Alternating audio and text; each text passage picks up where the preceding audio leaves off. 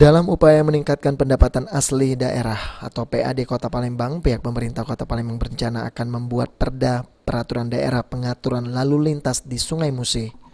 Wali Kota Palembang, Harnojoyo mengungkapkan rencana pembuatan perda tersebut bukan tanpa alasan, karena sebelumnya perda ini juga sudah pernah disampaikan kepada pihak DPR di Palembang.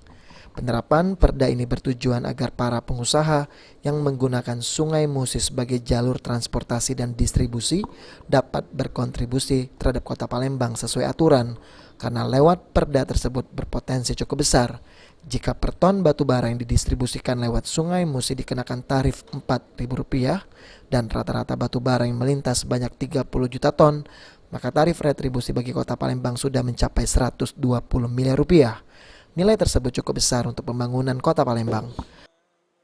Perda ini sudah pernah dibahas di DPR dan disampaikan ke provinsi terkait dengan yang masih ada tumpang tindih kata-kata pengawalan dan pengawasan.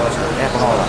Ini mudah-mudahan kalau ini bisa kita selesaikan dengan cepat, kemudian pihak para pengusaha pengguna Sungai Musi ini nanti keberadaan kontribusinya Kota Palembang akan betul-betul sesuai dengan aturan dan hasilnya tentu sangat bermanfaat sekali bagi masyarakat Kota Palembang. Potensinya berapa itu Pak?